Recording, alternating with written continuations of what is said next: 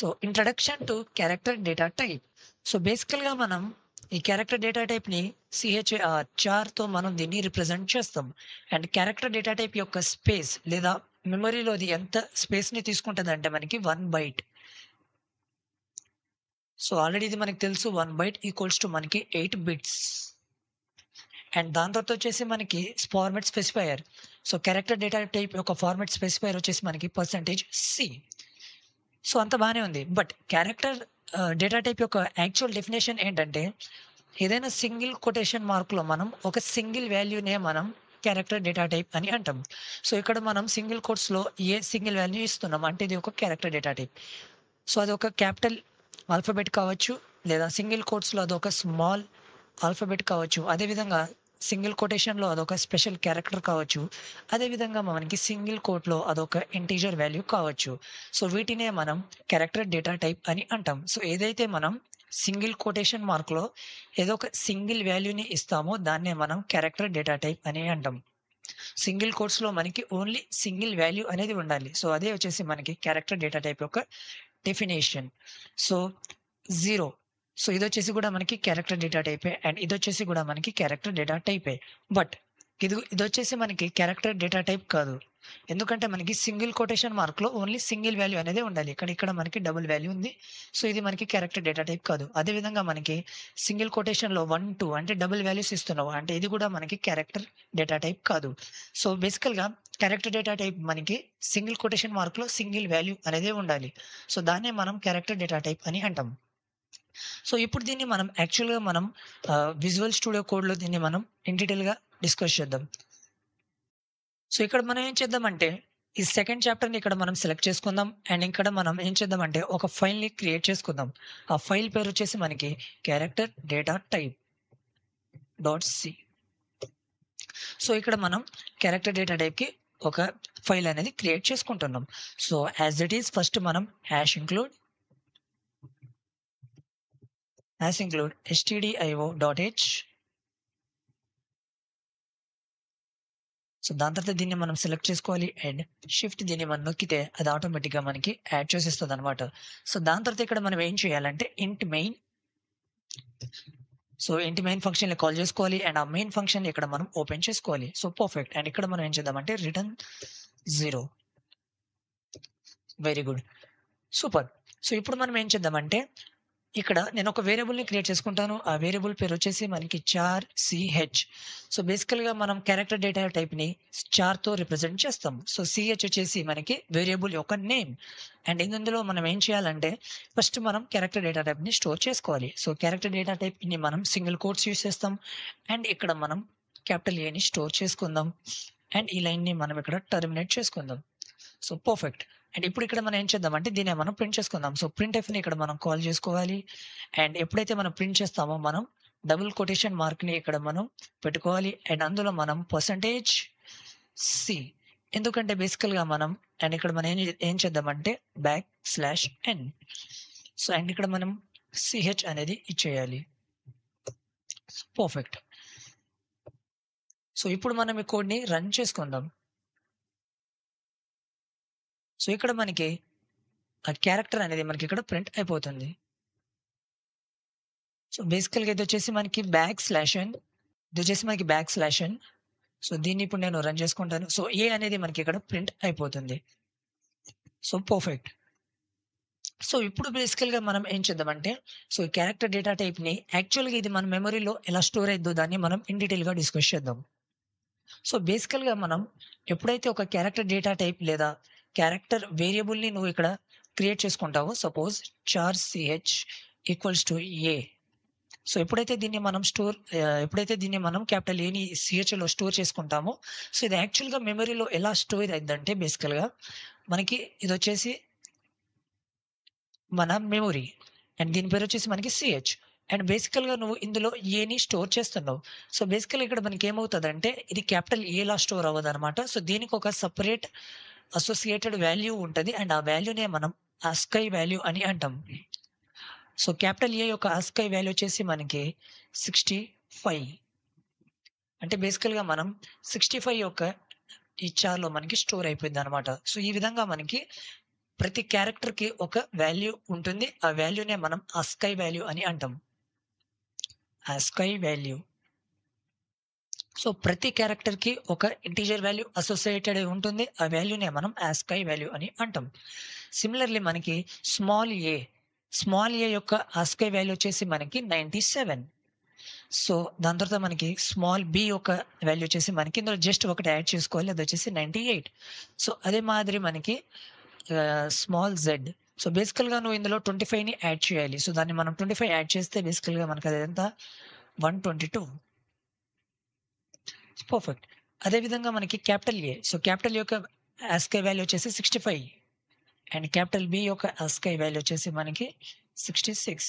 అదే మాదిరి మనకి capital Z. So, capital Z ఇందులో మనం 25 యాడ్ చేసుకోవాలి. సో, 25 యాడ్ చేస్తే అది మనకొచ్చేసి 90. ఓకే. సో, ఇదొచ్చేసి మనకి క్యాపిటల్ వాల్యూ యొక్క ASCII వాల్యూస్. అండ్ ఇదొచ్చేసి మనకి స్మాల్ యొక్క ASCII వాల్యూస్. అదే విధంగా మనం ఈ స్మాల్ జీరో కాదు జీరో. ఈ జీరో వచ్చేసి బేసికల్‌గా ఇది కూడా మనకు ఒక క్యారెక్టర్ డేటా టైపే. అండ్ దీనికి కూడా మనకొక అసోసియేటెడ్ వాల్యూ ఉంటుంది. అంటే ఒక ASCII వాల్యూ ఉంటుంది. సో, ASCII వాల్యూ వచ్చేసి దీనిది 48. ఇన్ ద సిమిలర్ మేనర్ మనకి 9. సో, ఇందులో జస్ట్ నువ్వు 9 యాడ్ చేసుకో. అదొచ్చేసి మనకి 57. ఓకే. సో, ఒక్కొక్క క్యారెక్టర్ డేటా టైప్‌కి అసోసియేటెడ్ వాల్యూ ఉంటుంది. అండ్ దాన్నే మనం ASCII వాల్యూ అని అంటాం.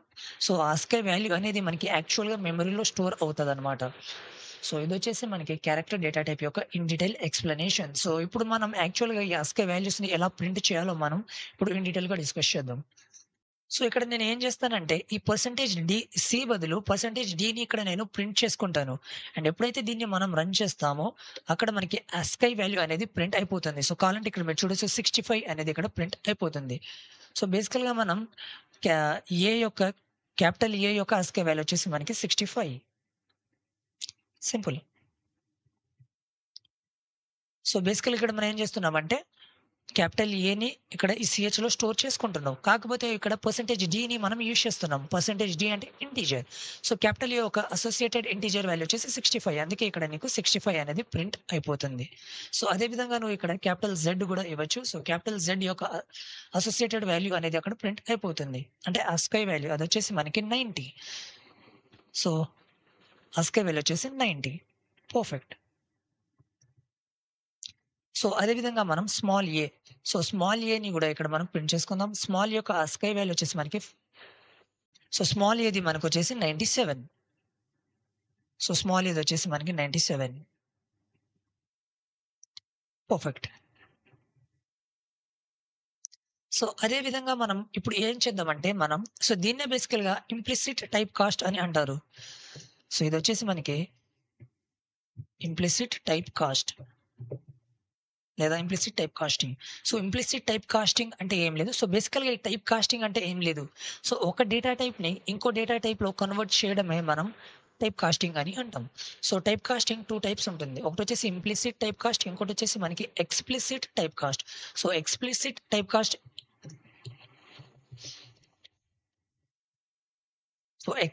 టైప్ కాస్ట్ అనేది కూడా మనకు ఇక్కడ ఉంటుంది. సో, బేసికల్‌గా మనం ఇక్కడ ఏం చేయాలంటే నేను ఒక వేరియబుల్‌ని క్రియేట్ చేసుకుంటాను. అండ్ ఆ వేరియబుల్ పేరు వచ్చేసి మనకి ఇంట్ ఎక్స్. అండ్ ఇందులో నేను ఏం చేసుకుంటానంటే బేసికల్‌గా ఇంట్ అనేది ఇక్కడ ఉండాలి. అండ్ అది వచ్చేసి మనకి సిహెచ్. అండ్ ఇక్కడ నువ్వు ఏం చేయాలంటే ప్రింట్ చేసుకోవాలి. సో, ప్రింట్ ఎఫ్‌ని కాల్ చేసుకోవాలి. అండ్ అదే విధంగా మనం ఇక్కడ డబుల్ కోట్స్‌ని ఇక్కడ ఇచ్చేయాలి. అండ్ ఇక్కడ నువ్వేం చేయాలంటే %d అండ్ /n అనేది ఇక్కడ నేను ఇచ్చేస్తాను. అదే విధంగా ఇక్కడ నేను ఏం చేస్తానంటే ఎక్స్‌ని నేను ఇక్కడ ప్రింట్ చేసుకుంటాను. So, perfect. సో, ఇదొచ్చేసి మనకి ఎక్స్‌ప్లిసిట్ టైప్ కాస్టింగ్ అండ్ ఇదొచ్చేసి మనకి ఇంప్లిసిట్ టైప్ కాస్టింగ్.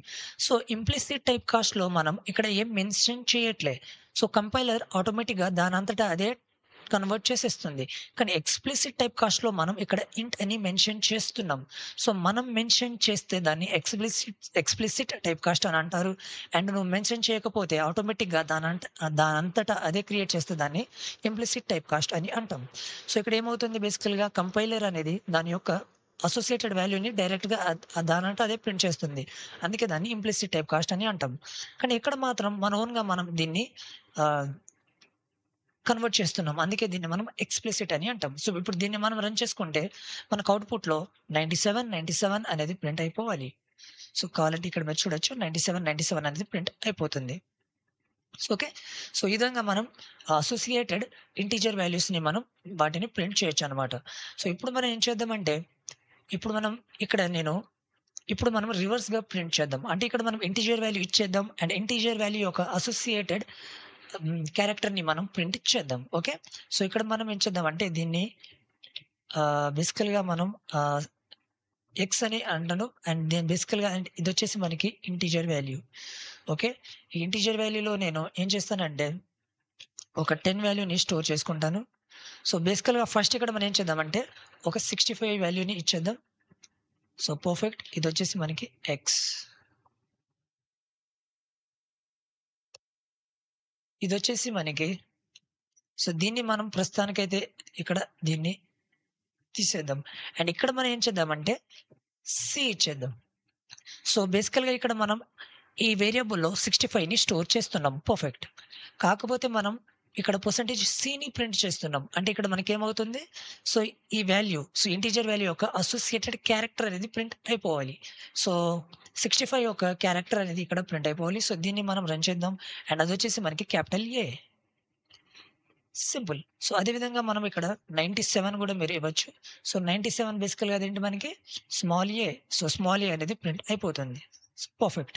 సో, అదే విధంగా ఇప్పుడు మనం ఏం చేద్దామంటే ఇక్కడ ఏదో ఒక రాండమ్ వాల్యూ ఇచ్చేద్దాం. సపోజ్ 100. సో, 100 ఇచ్చామనుకోండి ఇక్కడ మనకి దాని యొక్క అసోసియేటెడ్ వాల్యూ అనేది ప్రింట్ అయిపోతుంది. Associated character value. Simple. So, ఈ విధంగా మనం ASCII వాల్యూస్‌ని అదే విధంగా మనం క్యారెక్టర్స్‌ని ప్రింట్ చేయొచ్చనమాట. So, this is all about character data type. So, ఇక్కడ సో, చాప్టర్ 2ని మనం ఇక్కడ కంప్లీట్ చేసే ముందు ఇక్కడ మనం కొన్ని ఇంపార్టెంట్ క్వెషన్‌ని డిస్కస్ చేద్దాం. సో, బేసికల్‌గా ఇదొచ్చేసి ఫస్ట్ క్వెషన్ అనమాట. సో, మీరు వీడియోని పాజ్ చేయాలి అండ్ మీ ఓన్‌గా ఇవి మీరు ట్రై చేయాలి. సో, ఫస్ట్ క్వెషన్ ఇక్కడ మనం డిస్కస్ చేద్దాం. సో, ఫస్ట్ వచ్చేసి మనకి ఇదిగో ఈ క్వెషన్. సో, దీన్ని ఇప్పుడు మనం సాల్వ్ చేయాలి. సో, బేసికల్‌గా ఇక్కడ మనకి ఒక ఎక్స్‌ప్రెషన్ అనే ఉంది అండ్ ఈ ఎక్స్‌ప్రెషన్‌ని మనం సాల్వ్ చేయాలి.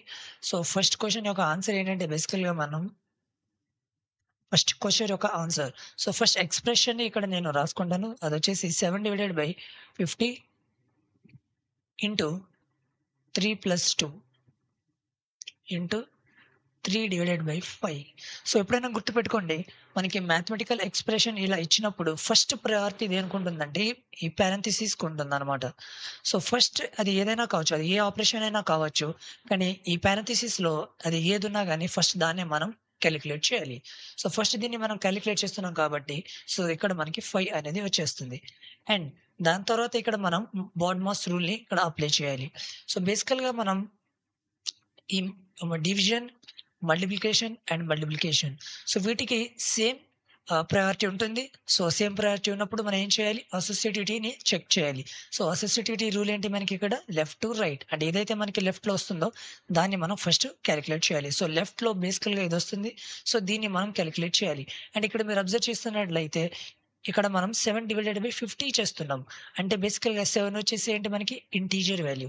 సో, 50 కూడా వచ్చేసి మనకి integer value. And integer divided by integer చేసినప్పుడు మనకి ఇంటీజరే రావాలి. సో, ఇక్కడ నుంచి నీకు ఆన్సర్ ఎంతొస్తుంది? 0. సో, 50 డివైడెడ్ బై సో, బేసికల్‌గా మనం 70/50 చేస్తే ఇక్కడ మనకు ఆన్సర్ 0 అనేది వచ్చేస్తుంది. సో, దాని తర్వాత ఈ 3/5 కూడా నీకు 0నే వస్తుంది. అంటే ఓవరాల్ ఆన్సర్ ఇక్కడ మనకి 0. సో, ఇదొచ్చేసి మనకి ఫస్ట్ క్వెషన్ యొక్క ఆన్సర్. సో, ఇప్పుడు మనం సెకండ్ క్వెషన్‌ని ఇక్కడ మనం సాల్వ్ చేద్దాం. సో, బేసికల్‌గా ఈ ఎక్స్‌ప్రెషన్. సో, ఇదొచ్చేసి మనకి మ్యాథమెటికల్ ఎక్స్‌ప్రెషన్. సో, బేసికల్ గుర్తుపెట్టుకోండి ఇక్కడ మనకు ఆపరేషన్ ఏమేమున్నాయి? సో, వచ్చేసి మనకి అడిషన్, ఇక్కడొచ్చేసి మనకి మాడ్యులో, ఇదొచ్చేసి మనకి మైనస్. సో, బేసికల్‌గా మనకి మాడ్యులో ఆపరేటర్ యొక్క ప్రెసిడెన్స్ ఎక్కువ ఉంటుందన్నమాట. సో, అందుకే మనం ఇక్కడ ఏం చేయాలంటే సో, ఇక్కడ దీన్ని నేను ఇక్కడ డిలీట్ చేస్తాను. సో, బేసికల్‌గా ఇక్కడ మనం మాడ్యులో ఆపరేటర్ యొక్క ప్రెసిడెన్స్ ఎక్కువుంటుంది. అంటే మనం ఫస్ట్ ఈ 9 మాడ్యులో -6ని ఫస్ట్ ఇక్కడ మనం కాలిక్యులేట్ చేయాలి. అండ్ మీకు గుర్తుందో లేదో ఈ మాడ్యులో ఆపరేటర్ యొక్క ఆహ్, స్పెసిఫిక్ రూల్స్‌ని గూడా ఇక్కడ మనం డిస్కస్ చేసాం. సో, ఎప్పుడైతే ఇక్కడ మనకి ఈ -6 ఉంటుందో బేసికల్‌గా ఇది మనకి ఏమైపోయిద్దంటే 9 మోడ్యులో 6 అయిపోతుంది. అండ్ ఎప్పుడైతే నువ్వు 9 మోడ్యులో 6 చేస్తావో మనకి రిమైండర్‌లో ఎంత రావాలి? ఇక్కడ బేసికల్‌గా రిమైండర్‌లో మనకి 3 వస్తది. So, perfect. సో, సో, బేసికల్‌గా ఇక్కడ మనకేమొచ్చేస్తుంది 4 + 3 అదొచ్చేసి మనకి 7. సో, ఈ బేసికల్‌గా ఈ మ్యాథమెటికల్ ఎక్స్‌ప్రెషన్ యొక్క ఆన్సర్ వచ్చేసి మనకి 7. సో, నెక్స్ట్ వచ్చేసి మనకి ఇది. సో, బేసికల్‌గా ఇదొచ్చేసి కూడా మనకి చాలా సింపులే. సో, ఫస్ట్ మనకి ఇక్కడ 5+. సో, 5+ ఇక్కడ మనకి 4 మోడ్యులో -8 ఉంది. సో, ఫస్ట్ మోడ్యులో ఆపరేటర్ ప్రిఫరెన్స్ ఎక్కువ కాబట్టి ఫస్ట్ ఇది మనకు అయిపోతుంది. అండ్ 4 మోడ్యులో -8 వచ్చేసి మనకి 4 మోడ్యులో 8. అండ్ దాని తర్వాత వచ్చేసి మనకి 4 మోడ్యులో 8. సో, ఇదొచ్చేసి కూడా మనం డిస్కస్ చేసాం. So, numerator is less than denominator. ఇలాంటి సిట్యుయేషన్‌లో మనకేమొస్తదంటే 4. సో, మీకు గుర్తుందో లేదో so, A modulo divided by B equals to A. If A is less than B. So, ఇది ఆల్రెడీ మనకి తెలిసిందే. సో, ఇక్కడ మనం 4 ఈజ్ లెస్ థాన్ 8 కాబట్టి ఇక్కడ ఆన్సర్ 4 వచ్చేస్తది. దీని ఆన్సర్ వచ్చేసి మనకి 9. ఓకే. సో, కావాలంటే దీన్ని మీరు ప్రాక్టికల్‌గా గూడా కోడ్‌లో ఇంప్లిమెంట్ చేసి చూడొచ్చు. సో, ఇవొచ్చేసి మనకి మ్యాథమెటికల్ ఎక్స్‌ప్రెషన్‌ని ఈ విధంగా మనం కాలిక్యులేట్ చేయాలన్నమాట. ఇదొచ్చేసి మనకి చాలా చాలా ఇంపార్టెంట్. సో, నెక్స్ట్ మనం ఇక్కడ ఏం డిస్కస్ చేద్దామంటే కొన్ని ఇంపార్టెంట్ టాపిక్స్‌ని మనం ఇక్కడ డిస్కస్ చేద్దాం. అవి చాలా ఇంపార్టెంట్. సో, వాటిని మనం స్కిప్ చేయొద్దు. సో, అవి ఇప్పుడు మనం ప్రాక్టికల్‌గా ఇంప్లిమెంట్ చేద్దాం. సో, బేసికల్‌గా ఇక్కడ మనం ఏం చేద్దామంటే బేసికల్లీ ఇక్కడ మనం ఆహ్, కొన్ని ఇక్కడ నేను చూపిస్తాను. సో, ఫస్ట్ ఇక్కడ మనం ఏం చేయాలంటే ఫ్లోట్ వాల్యూని ఇక్కడ మనం ఆ! ఇది ఇక్కడ నేను ఫ్లోట్ వాల్యూ అని ఇచ్చేస్తాను. FLOAT float. అండ్ ఇక్కడ నేనేం చేస్తానంటే 65 డివైడెడ్ బై 26 అనేది ఇచ్చేద్దాం. ఓకే. అండ్ దాని తర్వాత దీన్ని మనం ప్రింట్ చేసుకుందాం. సో, ప్రింట్‌ఎఫ్ ఫంక్షన్‌ని కాల్ చేసుకోవాలి. అండ్ ఇక్కడ మనం ఏం చేస్తున్నామంటే %d ఎందుకంటే మనం ఒక ఫ్లోట్ వాల్యూని ఇక్కడ మనం ప్రింట్ చేసుకోవాలి. సో, %f అది %f so, comma x. So, ఇప్పుడు మనం దీన్ని రన్ చేసుకుందాం. సో, మీరు గనక రన్ చేస్తే మనకి 2.000 అనేది ప్రింట్ అయిపోతుంది. సో, బేసికల్లీ ఇక్కడ మనకి ఏమవుతుందంటే సో, దీన్ని నేను ఇక్కడ స్క్రీన్ షాట్ తీసుకుంటాను. సో, స్క్రీన్ షాట్‌ని నేనిక్కడ పేస్ట్ చేసేసాను. సో, ఇప్పుడు మనం ఏం చేద్దామంటే ఇంకా మనం ఇన్ డెప్త్‌గా ప్రాక్టికల్‌గా ఇంప్లిమెంట్ చేద్దాం. సో, ఫస్ట్ ఇక్కడ మనం ఏం చేద్దామంటే బేసికల్లీ ఇక్కడ నేనేం చేస్తానంటే ఈ ఎంటైర్ ఎక్స్‌ప్రెషన్ బదులు నేనేం చేస్తానంటే first 65, 26 okay. Perfect. So, first ఇక్కడ నేనేం చేస్తానంటే ఫ్లోట్ ఇక్కడ 65.0 అని పెట్టుకుంటాను. అండ్ ఇప్పుడు దీన్ని నేను రన్ చేసుకుంటాను. అప్పుడు మనకు ఆన్సర్ అనేది ఇక్కడ చేంజ్ అయిపోతుంది. ఇక్కడ నీకు 2.5 అనేది ప్రింట్ అయిపోతుంది. పర్ఫెక్ట్. సో, దీన్ని కూడా మనం స్క్రీన్ షాట్ తీసుకుందాం. సో, అదే విధంగా మనం ఇప్పుడు ఏం చేద్దామంటే ఇక్కడ కూడా మనం 0.0ని ఇచ్చేద్దాం. అండ్ దీన్ని ఇప్పుడు మనం రన్ చేద్దాం. సో, ఇప్పుడు కూడా మనకి 2.5 అనేది అవుట్‌పుట్‌లో రావాలి. పర్ఫెక్ట్. సో, దీన్ని కూడా నేను స్క్రీన్ షాట్ తీసుకుంటాను. సో, ఇప్పుడు మనం ఏం చేద్దామంటే కింద మనం 0.0 అని ఇచ్చేద్దాం. సో, ఇప్పుడు కూడా మనకు ఆన్సర్ 2.5 అనేదే రావాలి. సో, 2.5 అనేది ఇక్కడ మనకి ప్రింట్ అయిపోతుంది.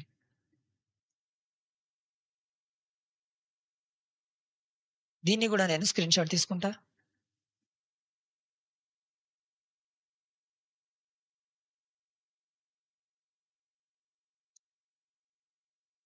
సో, ఇక్కడ మీరు అబ్జర్వ్ చేయొచ్చనమాట. సో, ఫస్ట్ స్క్రీన్ షాట్‌ని మనం ఇక్కడ అబ్జర్వ్ చేద్దాం. So, first screen shot. So, ఇక్కడ మనం ఏం చేస్తున్నాం? ఒక వేరియబుల్‌ని క్రియేట్ చేసుకుంటున్నాం. ఫస్ట్ మనం దీన్ని డిస్కస్ చేద్దాం. ఒక వేరియబుల్‌ని క్రియేట్ చేసుకుంటున్నాం. ఆ వేరియబుల్ పేరొచ్చేసి ఎక్స్. అండ్ ఇక్కడ మీరు అబ్జర్వ్ చేస్తున్నట్లయితే ఇక్కడ మనం ఒక ఆపరేషన్ అనేది పెర్ఫార్మ్ చేస్తున్నాం. అదొచ్చేసి మనకి division operation. So, division operation మనకు ఆల్రెడీ తెలుసు. ఫస్ట్ ఇక్కడ ఇంటిజర్ వాల్యూ ఉంది. అండ్ ఇక్కడ కూడా ఇంటిజర్ వాల్యూ ఉంది. So, integer divided by integer ఎప్పుడు కూడా మనకి ఇంటిజరే వస్తదనమాట. సో, బేసికల్‌గా నువ్వు 65 డివైడెడ్ బై 26 చేస్తే నీకు ఆన్సర్ ఎంత రావాలి? 2 రావాలి. ఓకే. ఎందుకంటే మనం ఇంటిజర్ డివైడెడ్ బై ఇంట్ చేస్తున్నాం కాబట్టి. సో, కాకపోతే దీన్ని మనం ఫ్లోట్ లాగా బేసికల్‌గా ఈ వేరియబుల్‌లో స్టోర్ చేస్తున్నాం కాబట్టి ఇది మనకి 2.00గా స్టోర్ అయిపోతది. అండ్ అవుట్‌పుట్‌లో మనకి ఆహ్, ఇక్కడ అవుట్‌పుట్ అనేది నేను ఇక్కడ రాసేస్తాను. సో అవుట్‌పుట్‌లో మనకి 2.000 అనేది ప్రింట్ అయిపోతుంది. పర్ఫెక్ట్. సో దాని తర్వాత వచ్చేసి మనం ఈ సెకండ్ స్క్రీన్ షాట్. సో ఇక్కడ నువ్వు అబ్జర్వ్ చేయొచ్చు. సో ఇక్కడ మనం డివిజన్ ఆపరేషన్‌ని పెర్ఫార్మ్ చేస్తున్నాం. సో ఫస్ట్ వాల్యూ ఏంటి ఫ్లోట్. దాని తర్వాత వచ్చేసి మనకి ఇంట్. సో ఫ్లోట్ బై ఇంట్ చేస్తే మనకి ఫ్లోటే వస్తది. అంటే ఇక్కడ నుంచి నీకు 2.5000 అనేది వచ్చేస్తదనమాట. అందుకే మనకి అవుట్‌పుట్‌లో 2.5000 అనేది ప్రింట్ అయిపోతుంది. ఇన్ ద సిమిలర్ మేనర్ మనం ఫ్లోట్ డివైడెడ్ బై ఫ్లోట్ చేసినా గాని మనకి ఫ్లోటే వస్తది. అందుకే ఇక్కడ నీకు 2.5000 అనేది ప్రింట్ అయిపోతుంది. ఇన్ ద సిమిలర్ వే నువ్వు డినామినేటర్‌లో ఫ్లోట్ ఇచ్చినా గాని మనకది ఫ్లోట్ లాగే ట్రీట్ అయిపోతుంది. సో 2.000 అనేది ప్రింట్ అయిపోతుంది. సో ఇదొచ్చేసి మనకి చాలా ఇంపార్టెంట్ పాయింట్స్ అన్నమాట. అందుకే నేను ఇక్కడ డిస్కస్ చేయడం అనేది జరిగింది. సో ఎప్పుడైతే నువ్వు డైరెక్ట్‌గా ఇంటిజర్ వాల్యూస్‌ని డివైడ్ చేస్తావో నీకు ఇంటిజర్ వాల్యూ అనేది అక్కడ రిజల్ట్‌లో వస్తదనమాట. అండ్ ఎప్పుడైతే ఫ్లోట్‌లో నువ్వు చేస్తావో మనకి ఫ్లోట్‌లో వచ్చేస్తదనమాట. సో ఇవొచ్చేసి మనకి బేసిక్ సినారియోస్. సో ఇవి ఇంపార్టెంట్. అందుకే నేను ఇక్కడ డిస్కస్ చేయడం అనేది జరిగింది. సో నెక్స్ట్ వచ్చేసి ఇప్పటికి మనం సెకండ్ చాప్టర్‌ని ఇన్ డీటెయిల్‌గా డిస్కస్ చేసేసాం. సో నెక్స్ట్ మనం థర్డ్ చాప్టర్‌ని స్టార్ట్ చేద్దాం. సో ఈ వీడియోకి ఇంతే. సో నెక్స్ట్ వీడియోలో మనం చాప్టర్ 3 వచ్చేసి మనకి ఇఫ్ ఎల్స్ స్టేట్మెంట్‌ని ఇన్ డీటెయిల్‌గా డిస్కస్ చేద్దాం. Thank you.